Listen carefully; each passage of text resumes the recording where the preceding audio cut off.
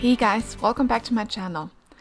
Spring is just around the corner, so let's capture the excitement with a bright green clover field painting. A full list of materials is in the description. Clover with 4 leaves is a symbol of good luck, so let's make sure all of them have 4 leaves. Clover leaves are easy to paint. You simply paint a heart. The colors I'm using are sap green and lemon yellow. I mixed some lemon yellow with the sap green to create a bright green color. While painting, I will also dip the brush in the sap green to create color variations within the green leaves. I spread the clover out over the whole page. Some of them can be touching and overlapping if you like. Make sure that there's enough space left for the details that will be added later. The clover should angle in different directions and have different sizes to make it look more interesting. This is a loose painting. A uniform size and direction also makes it harder on yourself, as any abnormality would stick out immediately. Let's fast forward the painting process a bit. As you fill the page, it can become tricky to continue painting without touching any of the wet clover. Feel free to turn the page. I did not need to tape this painting down because I'm not working with a lot of water, and it makes my life easier if I can turn the page freely. Don't worry about puddles on the page. I want this painting to have an uneven look, and puddles just help with that. This patchy color distribution will make the painting look more interesting. I am, on the other hand, worried about the outer edges of each leaf. I want the outer edges to be clean lines. They should be hard lines and not soft edges.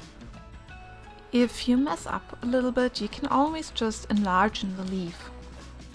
As long as those lines are clean, everything will be fine. If you are unsecure on how to position the clover on the page, you can always make a quick draft with just a pencil and a sheet of paper. The 4 larger leaves I created first look like a cluster. They look too geometrical, so I just fill up the page with some more smaller clover leaves.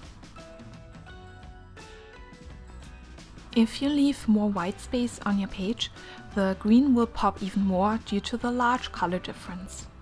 And it also makes the whole painting appear brighter and more light, just more cheerful.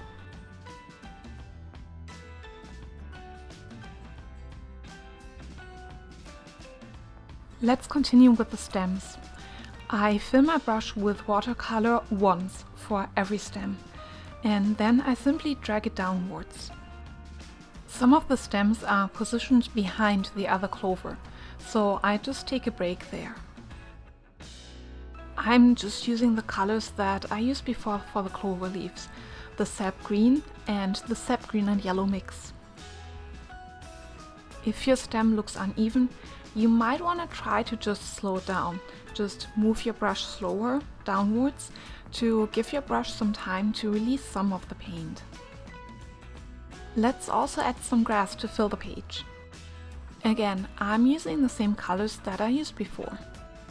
This time I'm dragging my brush upwards to make sure that the tip of the grass will be smaller. It will be pointy. As I drag the brush upwards, I push it down to feather out all the bristles. This will create grass which is wider in the center. As I reach the top of the grass, I slowly lift the brush off the page, creating a pointy tip. Sometimes I also repeat this motion again in the same spot to create wider grass. Also, remember to move the brush to the left or right as you move it upwards to create wavy grass. Now let's use glitter watercolor for the details. I add a central vein to each of the leaves for some interest. Let's also add some grass using the glitter watercolor. The glitter watercolor is very translucent. You can always add it as a second layer on top of your watercolor to give the watercolor glitter effect. Please keep in mind that glitter watercolor is messy. Do not mix it with your palette. Glitter can get everywhere and even transfer via the water glass or the paper towel. I always wash my brushes out over the sink after contact with glitter watercolor. As you can see on the left, I'm using the lid as a palette so that I don't contaminate any of the normal palettes. Let's add some more details. I'm using a yellowish glitter watercolor to add some spirals. I really like the variation, and the yellow glitter watercolor just matches the whole green painting, especially since there is lemon yellow mixed into the green watercolor. Let's finish up with some splatters. I load my brush with watercolor and then I tap it against my finger or another brush to create splatters. I'm using some glitter watercolor for this and also the green watercolor, just to give it some variation. When there is not as much watercolor left in your brush, your splatters will be smaller. I really like having a large variation in sizes for the splatters. Thank you so much for watching my video. Please like, subscribe to my channel and leave me a comment, let me know what you thought of it.